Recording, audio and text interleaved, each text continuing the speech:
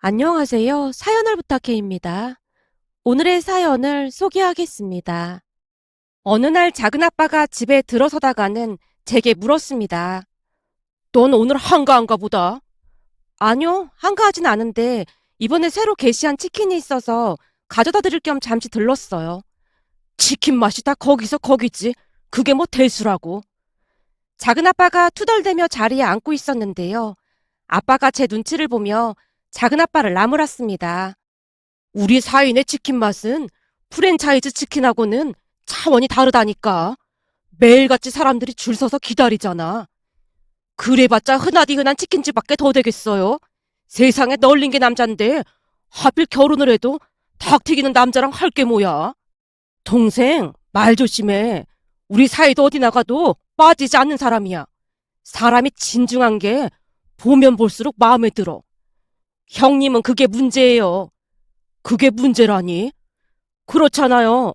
자식 문제는 조금 냉철하게 볼 필요가 있는데 물에 물 탄 듯 술에 술 탄 듯 그러고 계시잖아요. 그러니 민경이가 닭 튀기는 남자 만나서 결혼해서 허구한 날 치킨집에서 닭이나 튀기고 있잖아요. 그러게 민경이 결혼할 때 무조건 반대하라고 몇 번이나 말했잖아요. 작은아빠가 못마땅한 표정으로 저를 바라보고 있었는데요. 아빠 또한 작은아빠의 말이 영 마음에 안 든다는 듯이 양미간을 찌푸리고 있었습니다. 그렇게 잠시 무거운 정적이 감돌고 있었고 잠시 후 그 정적을 깨듯 작은아빠가 다시 말을 이어갔어요. 내가 지금 이 와중에 이런 말하기 좀 그렇긴 한데 우리 지인은 의사랑 결혼할 것 같아요. 뭐? 의사? 그럼 설마 사귀던 그 남자랑은 결국 헤어진 거야? 당연하죠. 어디 사기업 다니는 인간이 우리 딸을 넘보려고 해. 내가 얼마나 애지중지 키운 딸인데. 동생, 그러면 안 되는 거야. 내가 보기엔 동생이 큰 실수를 한 것 같구만. 제가 실수를 하긴 무슨 실수를 했다는 겁니까? 그 형편없는 인간이랑 헤어지고 나니까 의사 남친이 딱 생겼잖아요. 남자는 울고불고 하는데 우리 딸도 날 닮아서 금방 말귀를 알아듣고 끝내더라고요. 전에 지희가 사귀던 사람이 형편없는 사람은 아니었지. 대기업 다니고 지희한테도 그렇게나 잘했잖아. 사람이 착하기만 하면 뭐합니까? 능력이 없는데. 이 사람아, 능력이 없긴 왜 없어. 그래도 대기업 다녔는데. 그따위 대기업은 정년도 짧고 미래도 없잖아요. 말이 좋아 대기업이지. 요즘은 대기업 쳐주지도 않아요. 오죽했으면 우리 딸도 뒤도 안 돌아보고 차버렸겠어요. 근데 어찌나 울며불며 매달리던지 떼어내느라 힘들었다니까요. 사자 들어가는 직업이 아니면 비전이 없다 그 말입니다. 작은아빠가 확신에 찬 표정으로 말을 하고 있었는데요. 아빠는 그저 안타깝다는 표정이었습니다. 사실 사촌동생 지희는 같은 회사 사람을 사귀고 있었습니다. 남자가 지희를 많이 좋아하는 모양으로 대단하다고 할 정도로 헌신적이었어요. 하지만 의사와 맞선을 보고 그 남자를 차버린 게 아닌가 싶었습니다. 우리가 짐작해보건대 양다리를 걸치다가는 의사 쪽이 나아 보여서 돌아선 게 분명해 보였어요. 작은아빠의 말을 듣는 내내 부모님의 얼굴에 당혹스러움이 가득해 보였는데요. 제가 보더라도 너무나 속물 같아 보였으니까요. 작은아빠는 제가 치킨 장사를 하는 남자와 결혼했다는 것을 집안의 치욕인 듯 말하곤 했습니다. 하지만 우리 부모님은 남편이 진중하고 성실하다고 많이 좋아했어요. 남편도 부모님께 참 잘했고요. 남편이 운영하는 치킨집은 사람들이 줄을 서서 먹을 정도로 동네에서 인기 맛집입니다.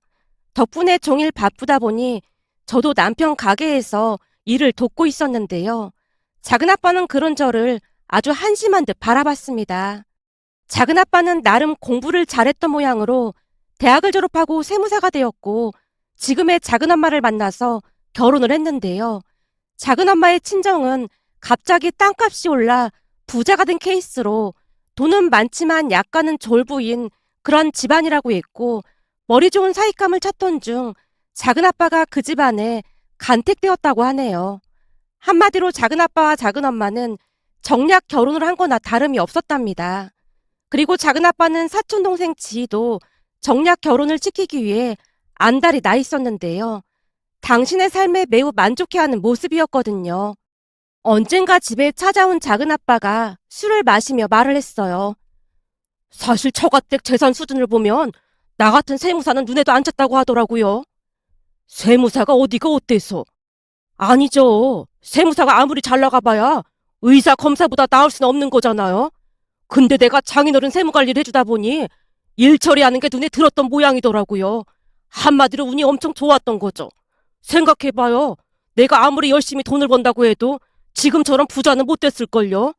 진짜 부자들은 우리가 생각하는 것과는 차원이 다르거든요. 아무튼 난 운이 엄청 좋았던 거예요. 그래서 우리 자식들한테도 그렇게 해줄 겁니다. 우리 지희가 의사랑 결혼만 하면 장인어른이 재산을 더 준다고 하셨거든요. 지금도 먹고 살 만큼 있는데 꼭 그래야 하는 거냐? 아니죠. 형님이 잘 몰라서 그러나 본데 이 돈은 많으면 많을수록 좋거든요. 난 반드시 의사 사위 볼 겁니다. 라며 작은아빠가 호언장담을 하곤 했습니다. 그랬기에 그날 작은아빠의 입에서 의사 사위 이야기가 나왔을 때 그다지 놀라지도 않았던 것 같습니다. 다만 아빠가 조금은 걱정스러운 표정으로 물었어요. 내가 노파심에 말하는 건데 사람이 똑똑한 것도 중요하지만 가장 중요한 건 인성이니까 괜찮은 사람인 줄 잘 확인해. 결혼은 일륜지 대사인데 나중에 후회하지 말고. 형님, 의사인데 그런 걱정할 필요가 뭐가 있겠어요. 예비사위 집안에서도 우리 지희를 아주 마음에 들어 한다고 하더라고요. 사실 지희가 의사랑 결혼만 하면 장인어른이 병원 개원해준다고 했거든요. 뭐? 병원을?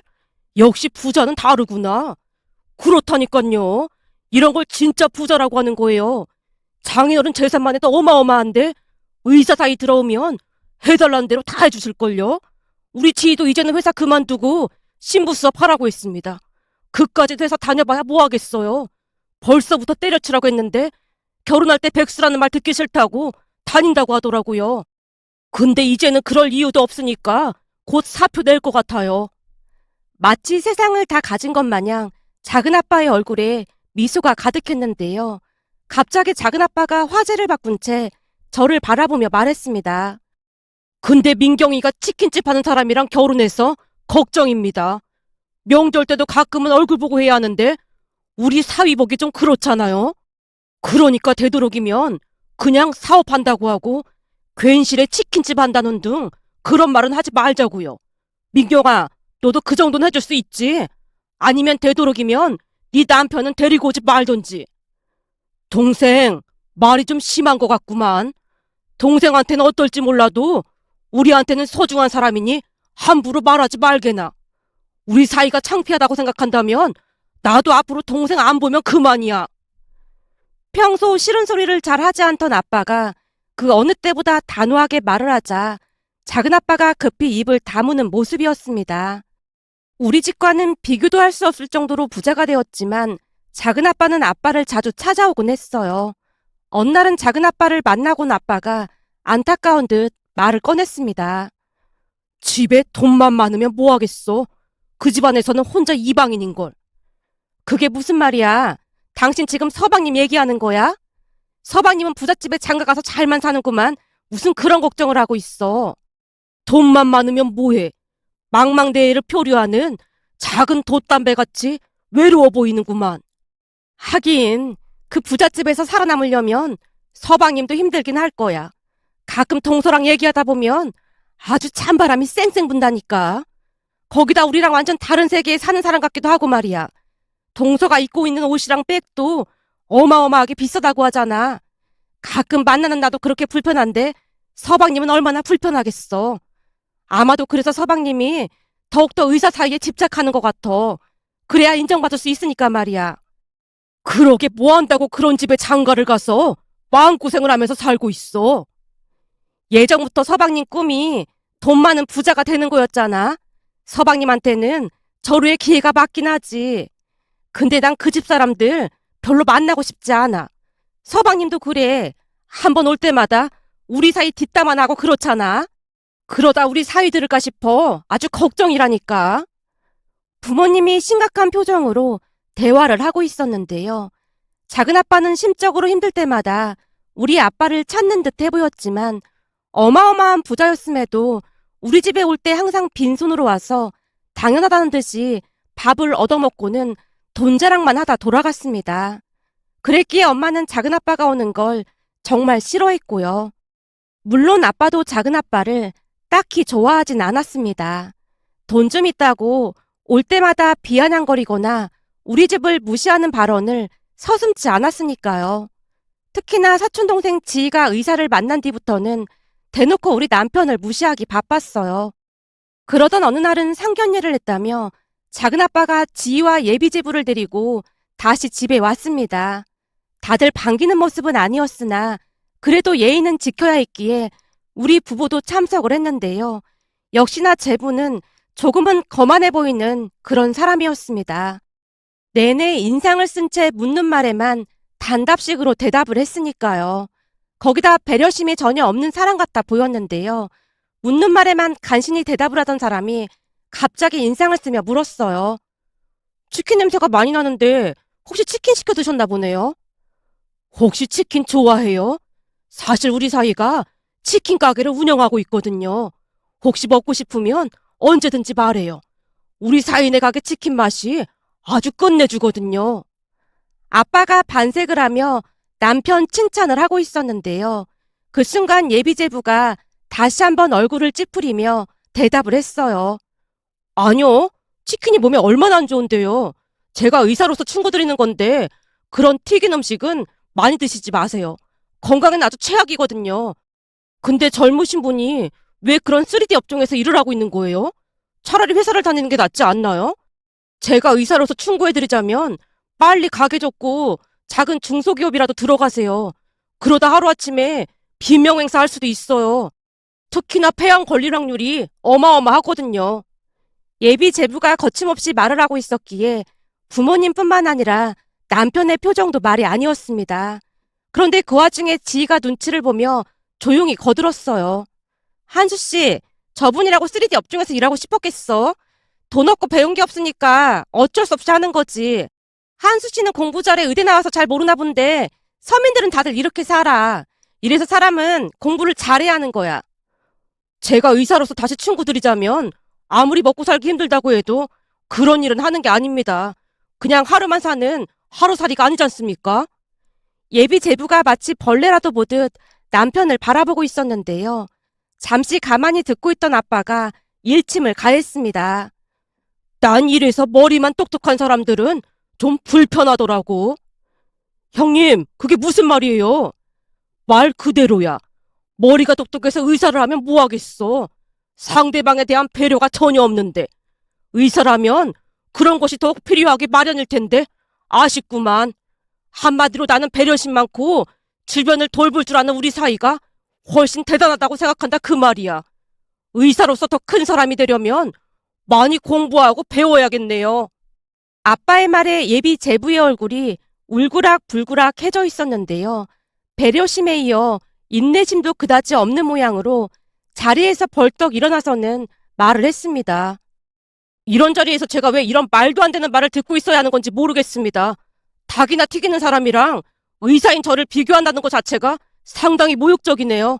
그럼 저는 이만 가보도록 하겠습니다. 이보게, 우리 형님이 그냥 한 소리니까 맘에 담아두지 말게. 작은아빠가 예비 제부를 말리고 있었지만 들은 척도 하지 않고 나가버리는 모습이었습니다. 그 뒤를 따라 지희가 나갔고요. 두 사람이 나가자마자 작은아빠가 잔뜩 화가 난 표정으로 소리쳤어요. 형님, 꼭 이렇게까지 했어야 합니까? 내가 뭘 어쨌다고 그래. 먼저 시작한 건 내가 아니라 저 사람이잖아.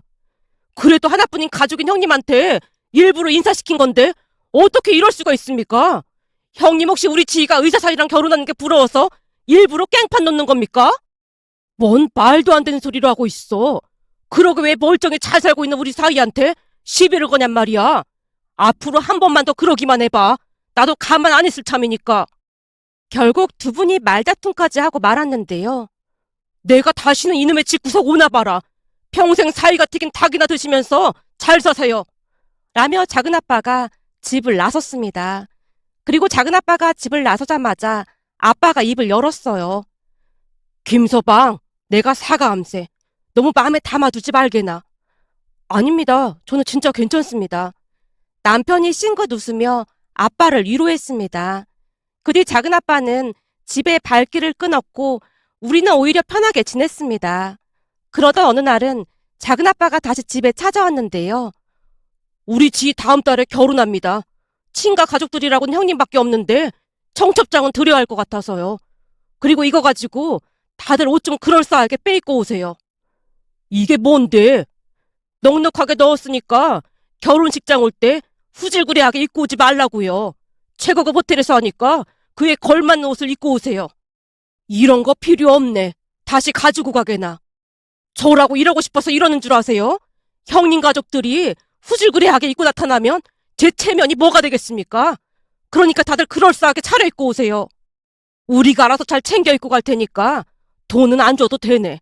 그렇잖아도 우리 사이가 백화점 한번 같이 가자고 했으니까. 닭 튀겨서 얼마나 벌겠어요. 가서 또 싸구려 사지 말고 괜찮은 걸로 사서 입으세요. 우리 사이도 벌 만큼 벌고 우리도 이 정도 돈은 있으니까 그냥 넣어둬.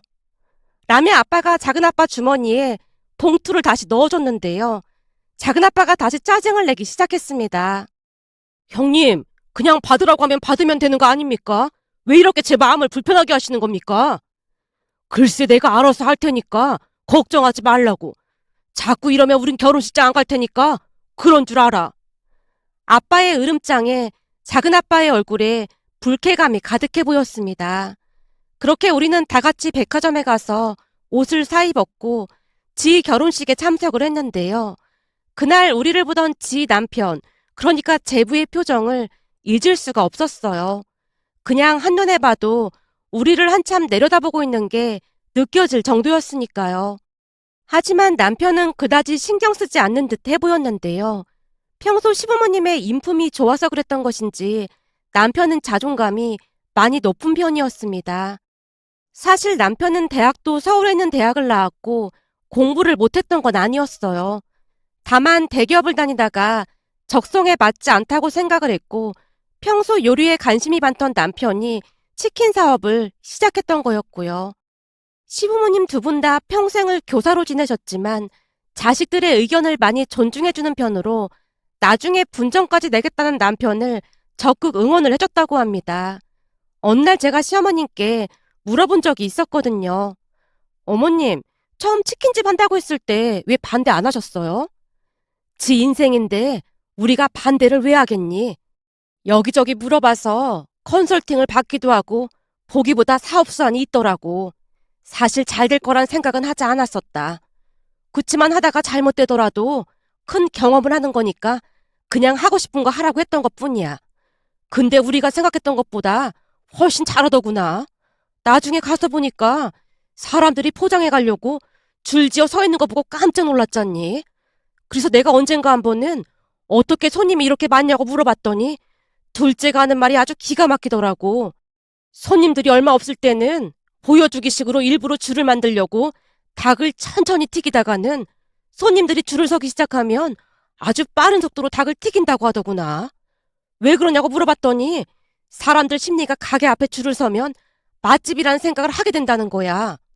맞아요. 정말 그렇긴 하더라고요. 거봐라. 그런 게 바로 타고났다고 하는 거다. 1년도 안 돼서 빌려간 돈 다 갚고 매달 용돈까지 주더라니까. 아주 신나서 일을 하고 있는데 굳이 그걸 말릴 이유가 뭐가 있겠어. 라며 시어머님이 대수롭지 않게 말을 했습니다. 사실 두 분 다 교사 출신이다 보니 남의 이목을 신경 쓰지 않을까 싶었지만 자식들 의견을 존중해주는 모습이 인상 깊었다고 해야 할까요? 저도 그런 시부모님과 같은 부모가 돼야겠다는 다짐까지 했으니까요. 그 뒤 지인은 결혼을 하고 나름 잘 사는 모습이었는데요. 어느 날 생각지도 못한 일이 일어났습니다. 한참 동안을 발걸음조차 하지 않던 작은아빠가 술에 잔뜩 취해서 집에 찾아와서는 눈물만 뚝뚝 흘리고 있었습니다. 그 모습에 마음 약한 아빠가 놀란 채 물었어요. 동생, 갑자기 찾아와서 왜 이러는 거야? 형님, 완전히 망했습니다. 망하다니 그게 무슨 말이야? 장인어른이 우리 사위한테 병원을 개원해준다고 했잖아요? 그랬다며. 그때 큰 소리까지 치셨다며. 개원이 코앞까지 왔었는데 그 인간이 다 망쳤지 뭡니까? 망치다니, 그게 무슨 말이야? 작은아빠가 한동안 눈물만 흘리다가는 기가 막힌 이야기를 하기 시작했습니다. 작은아빠 말에 의하면 어느 날 지인의 외할아버지, 그러니까 사돈어르신께서 소화가 잘 안 되고 그런다고 제부를 찾아갔던 모양이었어요. 그런데 제부가 대충 청진기로 확인을 하는 듯 하더니만 별거 아니라고 하면서 소화제를 드시면 된다고 했고 의사 손주 사이가 괜찮다고 하니 사돈어르신도 안심을 하고 돌아갔다고 합니다. 그런데 그 뒤에도 계속해서 나아지지 않아서 다시 찾아가서 말을 했다는데요. 제부가 짜증스레 대답을 하더랍니다. 할아버님, 제가 의사인데 그런 것도 모를까봐 그러세요? 설마 저를 못 믿으셔서 그러는 겁니까? 원래 연세 드시고 그러면 소화도 잘 안 되고 그러는 겁니다. 그러니까 당분간은 소화 잘 되는 죽으로 드시고 별거 아니니까 이런 걸로 스트레스 받지 마세요. 라고 말을 하다가는 다시 묻더랍니다. 할아버님, 그건 그렇고 저 병원 개원은 언제쯤 해주실 생각이신지요? 그때도 말했잖나. 지금 있는 세입자가 나가면 그때 해주겠다고. 그럼 빨리 내보내면 되지 않습니까? 계약 기간이 있는데 그냥 막무가내로 내보낼 수는 없잖아. 그러니 조금만 기다려보게나. 사실 요즘 저희 부모님 불만이 이만저만이 아닙니다. 불만이라니? 지희랑 결혼만 하면 바로 병원 개원해 주실 것처럼 해놓고는 계속 기다리라고만 하고 있지 않습니까? 그러니 불만이 많을 수밖에요. 이 사람아, 우리가 안 해준다고 하는 것도 아니고 몇 달치 세입자 나가면 해준다고 했잖아. 근데 왜 이렇게 안달 복달을 하고 있어? 이런 월급쟁이 의사 하기 싫으니까 그렇죠. 그러니까 하루라도 빨리 병원 개원 좀 해주세요. 그동안 의사 되느라 공부를 얼마나 많이 했는데 당연한 거 아니겠습니까? 할아버님도 아시겠지만 의대를 아무나 가는 게 아니거든요. 라며 졸라대기 시작했답니다. 그날 제부의 행동에 기분이 나쁘긴 했지만 사돈어르신 나름 이해하려고 노력을 했던 모양이었어요. 그런데 얼마 뒤 문제가 터지고 말았답니다. 제부가 아무 문제가 없다고 했음에도 사돈어르신이 너무 힘들어하니까 결국 가족들이 큰 병원에 모시고 가서 검사를 받아본 모양인데요. 그곳에서 유암 판정이 내려졌다고 합니다. 그러니까 병원 개원에만 온 신경을 쏟고 있던 제부가 어마어마한 짓을 저지른 것이죠. 그 바람에 집안이 발칵 뒤집어졌다고 합니다. 작은아빠가 땅이 꺼져라 한숨을 쉬다가 다시 말을 꺼냈습니다. 장인어른께서 노발대발 난리도 아니었어요. 당연히 그럴 수밖에요. 위암인데 계속 아무 이상도 없다고 했으니 그냥 방치를 한 거나 다름없잖아요. 아니 대체 왜 그런 거야? 의사면 그 정도는 알아야 하는 거 아니야? 모르겠어요. 지희한테 얘기 들어보니 그동안 병원 개원 빨리 안 해준다고 허구한 날 술 처먹고 들어와서 난리를 쳤다고 하더라고요. 그리고는 아침마다 술 냄새 풍기면서 출근을 했고 말이에요. 그것 때문에 그 병원에서도 몇 차례 경고를 줬다는데 어차피 개원하면 병원 그만둘 거라고 하면서 큰 소리까지 쳤다잖아요. 진짜 개차반도 그런 개차반이 없더라니까요. 작은아빠가 벌컥벌컥 물을 들이키고 있었습니다. 그래서 어떻게 됐는데? 지희가 그 인간 끌고 장인어른 병문안을 갔던 모양인데 장인어른이 대노하신 채 한마디 하신 모양이에요. 그랬더니 그 인간이 버럭하더니만 의사가 무슨 신이냐고 의사도 실수를 한대나 뭐래나 그러면서 오히려 적반하장으로 나오더래요. 결국 장인어른이 분노해서 싸가지가 없다느니 그러시면서 난리가 난 건 말할 것도 없고 병원 개원도 없던 일로 하자고까지 하시더라고요. 아니 말 한마디에 천냥빚을 갖는다고 했는데 아주 말로 말아먹었구만 그래. 내 말이 그 말입니다. 진짜 보통 정신이 나간 인간이 아니라니까요. 그래서 내가 붙잡고 얘기를 해봤는데 나보고 대뜸하는 말이 뭐랬는 줄 아세요? 뭐라고 하는데? 외할아버님 돌아가시면 유산이 더 빨리 넘어오는 거 아니에요? 그러면 장인어른한테도 나쁠 거 없잖아요. 어차피 장인어른 사위인데 슬플 일도 없고요. 라는 무서운 말까지 하더라니까요. 냉혈한도 이런 냉혈한이 없더라니까요. 작은아빠의 말에 우리 모두 놀란 채 아무런 말을 할 수가 없었는데요. 제부라는 사람은 우리가 생각하는 일반인이 아닌 듯 해보였으니까요. 결국 사돈어르신이 개헌은 꿈도 꾸지 말라는 말을 하자마자 제부가 지희에게 이혼하겠다고 길길이 날뛰었고 둘은 소송에 들어갈 수밖에 없었습니다. 그 뒤 지희와 제부는 이혼을 했는데요. 지희는 큰 충격으로 인해 한동안 집 밖에 나오지도 못했습니다. 그 모습에 작은아빠가 땅을 치고 후회를 했고요. 그 뒤 작은아빠는 우리 집에 더욱 자주 찾아왔는데요. 아무래도 집안에 있으면 숨이 막히는 모양이었습니다. 어느 날은 집을 나서는 우리를 보자마자 작은아빠가 물었어요. 어디 가시나 봐요? 우리 사이가 땡땡 대학병원에 건강검진을 예약해놨다고 하길래 거기 가는 길이야. 땡땡 대학병원이요? 거기 엄청 비쌀 텐데요. 그렇잖아도 내가 사양을 했는데 우리 사이가 돈을 워낙 잘 번다고 굳이 그 병원으로 예약을 해주지 뭐야.